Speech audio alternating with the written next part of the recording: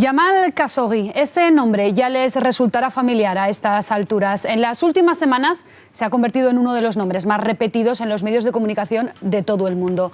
Jamal Khashoggi era periodista, fue asesinado en el consulado de Arabia Saudí en Estambul hace unas semanas. El caso ha encendido todas las alarmas en cuanto a venta de armas a países que mantienen operaciones de guerra abiertas. El asunto se ha colado ahora, y subrayo, ahora, en la agenda política de todos los gobiernos. Pero son muchas las personas y las organizaciones no gubernamentales, las ONGs, que llevan años, que llevan décadas denunciando el negocio de la venta de armas. Hemos querido traer este tema aquí a Buenos Días Aragón. Vamos a hablar con varias personas que vamos a analizar junto a ellas ese doble discurso que muchos gobiernos occidentales tienen en este asunto, en el tema de la venta de armas. Se los presentamos ya. Son el fotoperiodista Gervasio Sánchez. ¿Qué tal? Buenos días. Hola, buenos días. Jorge Torres, profesor de Economía de la Universidad de Zaragoza. Buenos días. Y también tenemos a Javier Jiménez Olmos, miembro del Seminario de Investigación para la Paz. Buenos días. Y a María José Gascón, Oxfam Intermones, la directora territorial. Buenos días. Buenos días. La primera pregunta que quiero trasladarles, Gervasio, ¿por qué no se afronta de verdad un debate sobre la venta de armas? Bueno, yo creo sinceramente que las modas mediáticas están muchas veces confundiendo a la población. Pareciera que ahora lo importante es hablar de armas y lo importante es hablar de las armas que vendemos a Arabia Saudí. Y en cambio no hablamos de armas que vendemos a otros países, violando incluso nuestras propias leyes de control de armas. Hay una ley de control de armas aprobada por el Parlamento Español de diciembre del 2007 que se empezó a violar en enero del 2008 por parte del gobierno de José Luis Rodríguez Zapatero, y han violado todos los gobiernos restantes de manera incluso improcedente. Yo creo que es la ley más violada de la democracia española. No se habla simplemente porque los medios de comunicación, incluidos vosotros mismos, ponéis los temas sobre la mesa simplemente cuando están de moda, y muy pocas veces dais el tiempo suficiente para que reflejemos o reflejen los expertos lo que está ocurriendo a los ciudadanos, que los ciudadanos se enteren exactamente qué está ocurriendo en la sociedad española y por qué hay un doble discurso en el que se mezcla el cinismo, la hipocresía y sobre todo la cobardía. Porque a mí me gustaría que los representantes políticos le dijeran a los ciudadanos: vale, vamos a vender armas, ¿por qué vamos a permitir que los franceses o los alemanes o los ingleses nos quiten el negocio? Pero cuéntenselo claramente, no empiecen a hacer dobles discursos como está haciendo el gobierno de Sánchez ahora, cuyos miembros del gobierno más ilustres, como el señor Borrell o la portavoz del gobierno, están dando auténticas lecciones de mediocridad intelectual. Como nos gusta hacer autocrítica, tomamos nota y por eso queremos traer este debate aquí, porque al final hablamos, como en casi todos los temas, hablamos de números. Así es, la economía rige un poco el mundo, ¿no? Entonces, estamos ante un sector que no es clave en la economía, pero que es importante, ¿no? Tiene sus cifras, exporta el 73% a países de la Unión Europea y miembros de la OTAN, hasta ahí ninguna objeción. Entonces, como ha dicho Gervasio, el problema viene cuando viene una crisis que todos conocemos. Hasta ese momento, el principal cliente del sector era el Ministerio de Defensa, y a partir de ese momento pues abren barreras, se internacionaliza, y es cuando pues bueno, empezamos a posicionarnos en Arabia Saudí. Recordemos que tenemos un 6% de nuestras exportaciones, unos 270 millones de euros, a Arabia Saudí. Hay muchos datos que reflejan pues la importancia del sector. Se dice que de cada euro invertido en el sector armamentístico retornan a la sociedad civil 2,5 euros. Por tanto, bueno, y además hay que decir que nuestro sector armamentístico está diferenciado en calidad, es decir, fabricamos armas que los países con menos recursos pues pueden obtener porque pues no se diferencian no son de primer nivel, ¿no?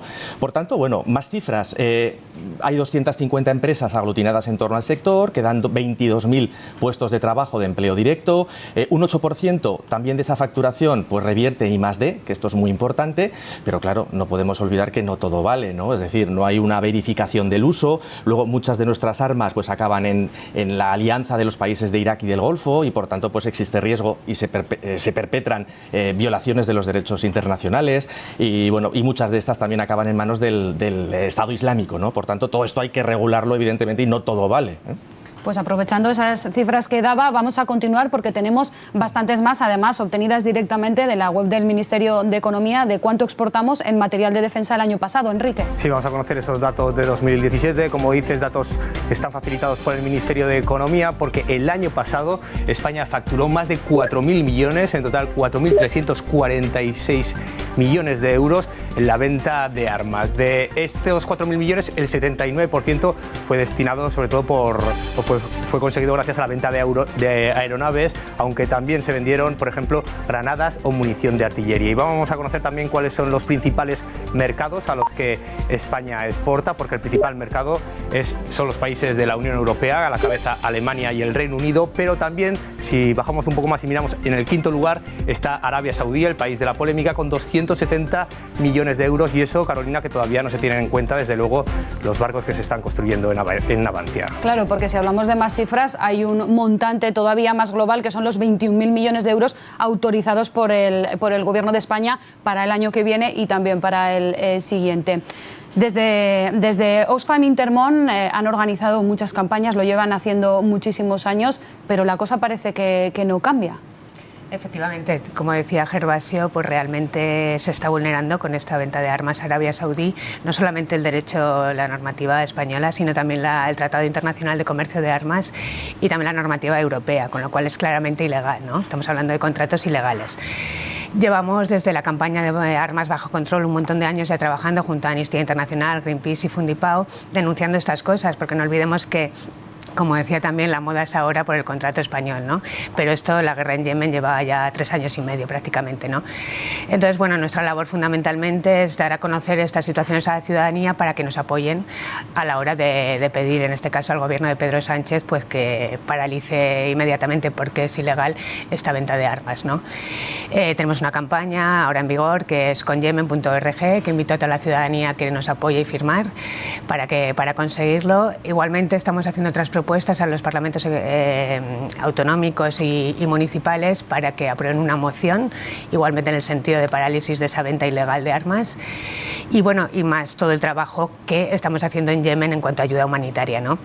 Que es una situación muy grave. Ya Naciones Unidas ha alertado que si la guerra continúa con todo este envío de armas y estas bombas que dicen ¿no? láser y que son tan puntuales, específicas, pues no es así. Y Naciones Unidas ya alertaba que 14 millones de personas sufrirán hambre en Yemen si esto no para, ¿no? ¿Qué se puede hacer, Javier, cuando uno lleva firmas al Congreso, las ONGs denuncian, personas a título individual denuncian, el debate está sobre la mesa? Es verdad que ahora con el foco puesto por un hecho puntual, pero es verdad que ese debate sobre la venta de armas, esa doble moral, esa doble posición y ese doble discurso de muchos gobiernos occidentales, ¿qué se puede hacer? Bueno, pues en principio está muy bien que por fin el debate se haya abierto. Como han dicho algunos de los contertulios, esto lleva mucho tiempo ya sucediendo, pero ahora con el caso Khashoggi y con la guerra del Yemen se ha despertado. Yo en principio lo que querría decir es que incidir en que lo primero que hay que hacer es cumplir la ley. Nosotros tenemos 3 leyes, ya sea la ley 53 de diciembre de 2007, que dice claramente de que no se deben vender armas a países que no respetan los derechos humanos y las leyes internacionales. Tenemos las posiciones comunes europeas que tenemos que respetar de obligado cumplimiento en la misma línea. Y tenemos, como ha dicho la representante de Intermón Oxfam, María José, que tenemos la ley de tratados sobre el comercio de armas, que España ha sido de las primeras en ratificar y que también dice claramente que hay que respetar los derechos humanos. Entonces aquí estamos en el dilema derechos humanos, economía. Es un dilema a muy largo plazo y que se tenía que haber resuelto, porque efectivamente los que hemos estado en Cádiz recientemente hemos visto el problema que tienen en Cádiz con la construcción, si no se construyen las corbetas. Pero esto es un problema que hay que resolver a largo plazo y que todos los gobiernos y la sociedad en general se tiene que plantear esas reconversiones, no solamente a nivel nacional, sino lo más terrible, porque esto de España es una peccata minuta con lo que sucede a nivel mundial.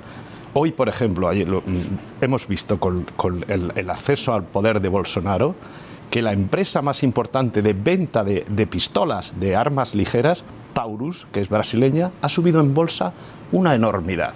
Luego esto es algo que tenemos que reflexionar la sociedad. Para empezar, a quienes votamos y exigirles a los que votamos que cumplan la ley.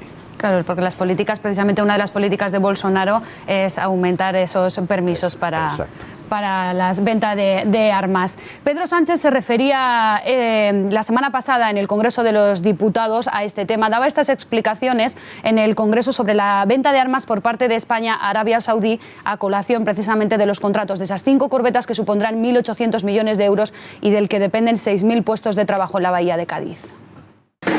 ¿Dónde tengo que estar hoy y aquí? Es, señorías, en la defensa de los intereses de España, del trabajo de sectores estratégicos, muchos de ellos situados en zonas muy afectadas por el drama del desempleo. Ahí estará mi gobierno y ahí estaré yo como presidente del gobierno. Y a todos ustedes les pido altura de miras para compartir esta visión. Gracias. Es un sector estratégico, hay que tener altura de miras, decía Pedro Sánchez. A nadie se le escapa que también hay en el horizonte esas elecciones en Andalucía en diciembre, como dicen muchos expertos. Pero claro, hablamos de un negocio. Es ¿cómo se reenfoca ese negocio para poder buscar una alternativa a la venta de armas? Por cierto, antes que nada decir que las empresas españolas en Brasil también están muy contentas, empezando por el Santander, que haya ganado un extremista de derechas, pero muy contentas. Aquí vienen dando lecciones de dignidad y luego en Brasil aplaude la llegada de un extremista de derechas al gobierno, empezando por el Santander. Eso es lo primero. Segundo, también importante, la ley de control de armas también habla de que no se puede vender armas a países que triangulen las armas. Nosotros hemos vendido armas a países que luego la venden a terceros países o países que tienen conflictos internos. O sea, no se trata solamente de vender armas a Arabia Saudí. Vendemos armas a Marruecos, que las puede usar contra los saharauis con pasaportes españoles, a Israel, que la ha usado en la guerra del Líbano, a países que violan sistemáticamente los derechos humanos, a países que tienen conflictos internos y vecinales, como por ejemplo Colombia y Venezuela. Son 2 países. Le hemos vendido armas, que nadie se olvide que Gaddafi vino aquí y le pusimos una jaima en Sevilla para venderle armas más otro tipo de intereses estratégicos de la industria española. Esto ha ocurrido. Entonces, cuando escuchas al señor Sánchez o escuchas al señor Zapatero con un discurso de pacifista durante todos sus 8 años, hablando de la alianza de civilizaciones, instrumentalizando la palabra paz, violando la palabra paz y sextuplicando la venta de armas españolas en sus 2 gobiernos, vendíamos 407 millones de armas cuando se fue el señor Aznar y acabamos vendiendo 2.435 millones de euros en armas cuando se fue el señor Zapatero. De hecho, yo escribí un artículo que se llamaba El mejor traficante de armas abandona la Moncloa en diciembre del 2011. Simplemente están haciendo un discurso cínico, hipócrita. No se trata de la industria de Cádiz, se trata de hacer las cosas de una manera no inmoral como se está haciendo. Porque, insisto, la ley de control de armas del Parlamento Español, aprobada por el Parlamento Español en 2007, se sigue violando desde semanas después de haber sido aprobada. Y se ha hecho de manera sistemática. Y entonces no había barcos que hacer para Arabia Saudí, se hacían otros negocios de armas. O sea, que se dejen los representantes de los gobiernos españoles, tanto del PSOE como del PP, pero especialmente del PSOE, que son los que realmente han hecho los negocios de armas en este país, de hacer declaraciones pomposas y que le cojan a los toros por los cuernos y tomen las decisiones serias de cambiar todo esto. ¿Es realista, Jorge, hablar de una alternativa a ese sector para quien quiera buscar una alternativa económica porque suponen muchos millones de euros para España? Bueno, justificaciones evidentemente hay, ¿no? Si echamos la vista atrás y miramos momentos históricos, pensemos después de la Segunda Guerra Mundial, Estados Unidos, pues al final dijo, vamos a reconvertir la industria armamentística en industria civil. Recordemos que el presidente Truman, que fue quien tiró la bomba de Hiroshima, pues al final decidió paradójicamente redirigir todos los esfuerzos y todos los recursos que estaban inyectando a la industria y que retornasen a la sociedad civil. Alemania, exactamente lo mismo. Después de la unificación se plantearon, ¿qué hacemos con esto si ya no nos sirve de nada? Bueno, pues vamos a redireccionarlo hacia otros sectores. Algo que caracteriza al sector de armas es que está potenciando mucho la I+D, la investigación, el desarrollo e innovación, y esto pues es muy favorable, ¿no? Se podría extrapolar el modelo hacia otros sectores. Lo que está claro que en un contexto de recursos muy limitados, presupuestariamente hablando, yo creo que no habría que destinar tantos recursos en un país en el que pues no tenemos un conflicto bélico inminente, ¿no? Por tanto, pues bueno, yo creo que habría que gestionar de una manera más eficiente todos los presupuestos que se derivan hacia el sector. Claro, porque cuando se habla de venta de armas, muchos dicen, bueno, es que es mucho material de defensa, no solo de armas, pero claro, al final las armas son armas, no son otro tipo de material. ¿Se puede controlar de alguna manera a dónde van esas armas que se venden? El Tratado sobre el Comercio de Armas precisamente habla de los desvíos. Los desvíos se trata de cuando un país lo vende legalmente a un segundo país, ese segundo lo vende legalmente a otro tercero, y en ese desvío al final terminan apareciendo las armas en manos de terroristas, por ejemplo. Vuelvo a repetir que España ha ratificado el Tratado sobre el Control del Comercio de Armas, y en ese habla precisamente de los desvíos, pero también en la ley española. Por lo tanto, se tiene que prestar atención. O sea, hay que tener un control sobre a quién se vende.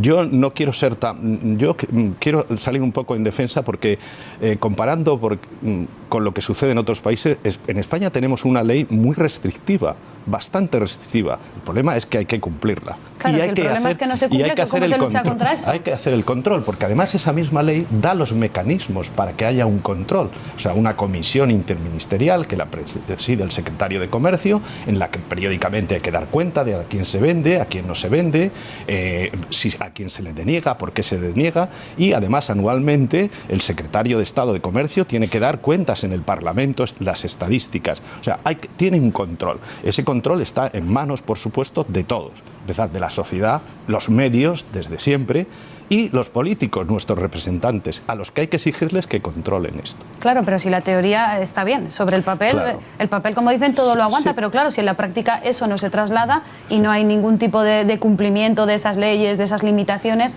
¿cómo se puede luchar contra eso? Pues ahí estamos pues bueno, promoviendo estas campañas y un poco informando a la sociedad civil para que nos apoye, ¿no?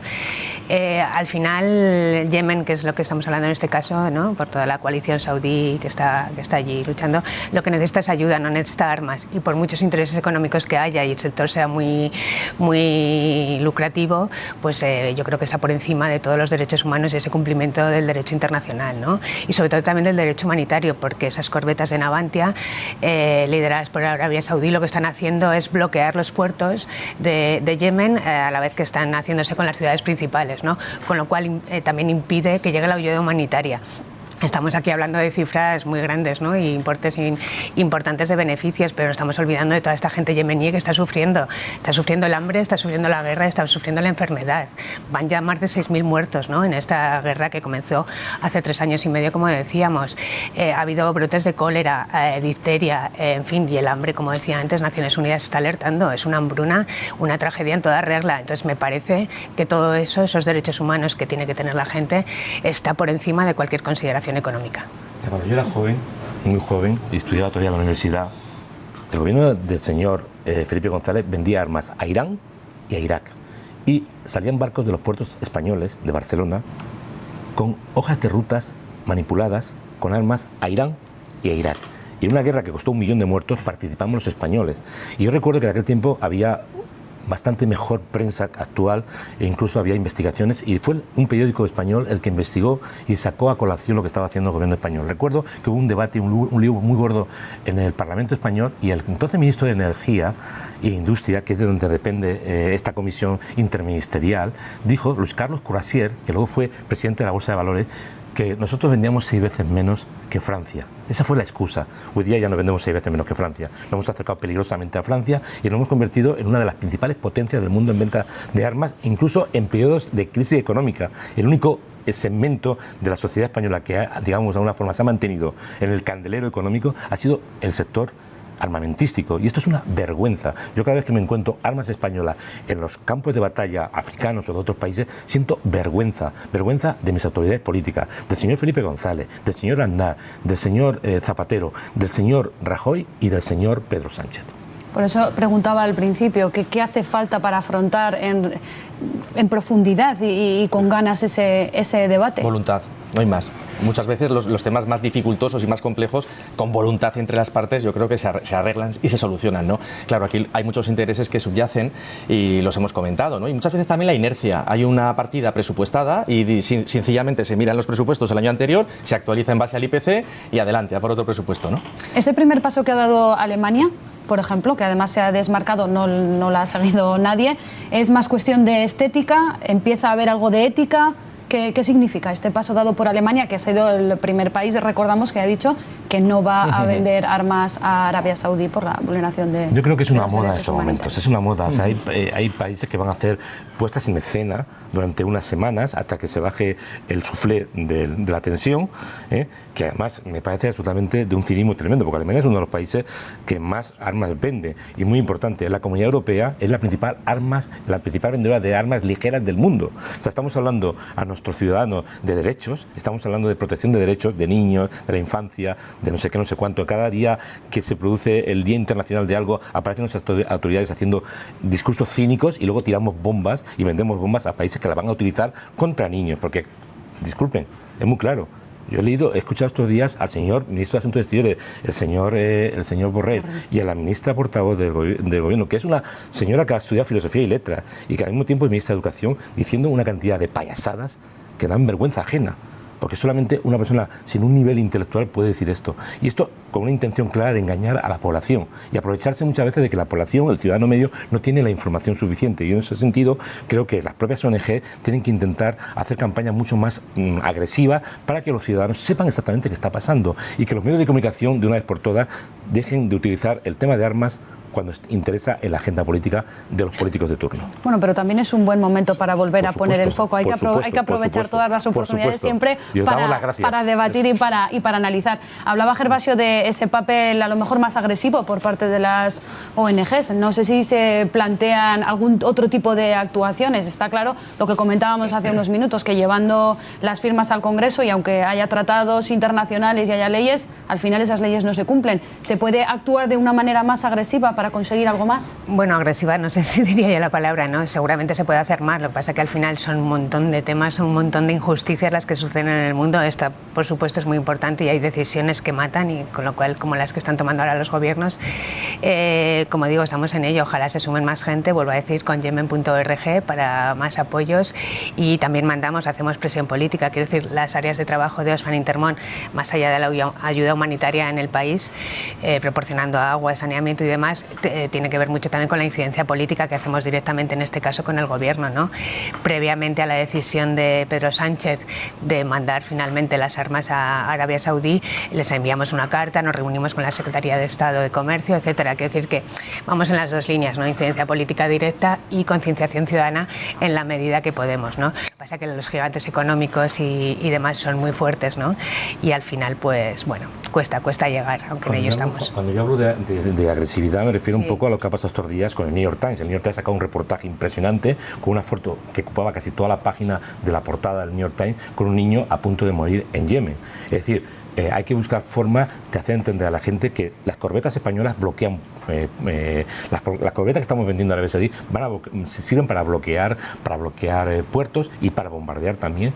Y las bombas que le vendemos a Arabia Saudí sirven para bombardear y matar. O sea, eso de que las bombas no matan, como decía el señor Borrell, que por favor, que se dedique a otro negocio. Además, que no entiendo cómo el señor Borrell, con 73 años, puede dedicarse a hacer este tipo de declaraciones como si los españoles fuéramos estúpidos, ¿no? Entonces, muchas veces cuando digo agresividad me refiero de poner sobre el tapete qué significa vender armas a países que las pueden utilizar contra sus ciudadanos, contra ciudadanos que prácticamente son las principales víctimas de una guerra, porque al final estamos de acuerdo todos que las principales víctimas de la guerra son la población civil. Agresividad, contundencia, al final ese es el mensaje, sí, porque por ejemplo, Gervasio, comentabas lo de las corbetas. Muchas veces se dice, no, las corbetas son pues, barcos de vigilancia que se quedan allí, pero claro, hay que explicar que bloquean puertos y sirven para lo que sirven. Javier, me gustaría preguntarle, la posición unitaria que reclama el gobierno de Sánchez es otro de los argumentos, además del económico y del sector estratégico que dice que es la venta de armas para España y en particular para la bahía de Cádiz.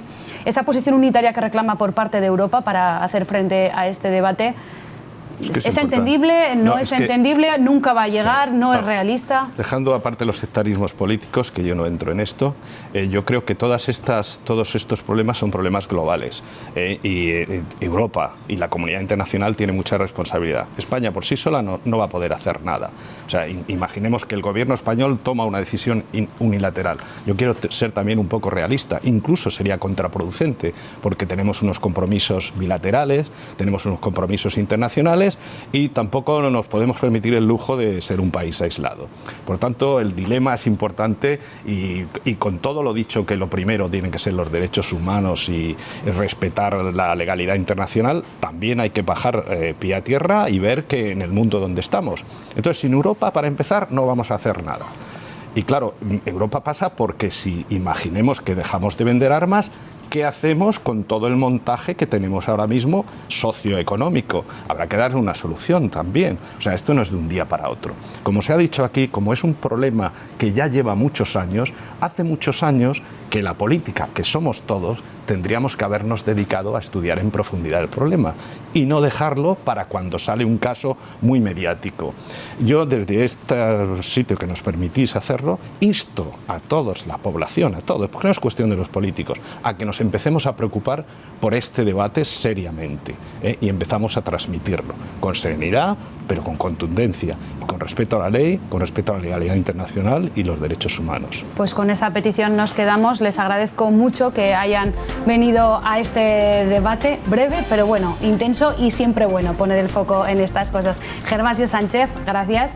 Jorge Torres, gracias. Y también a ustedes, a María José Gascón y a Javier Jiménez Olmos. Gracias. Nosotros nos vamos unos minutos a publicidad, volvemos enseguida con titulares y más debate. Hasta ahora.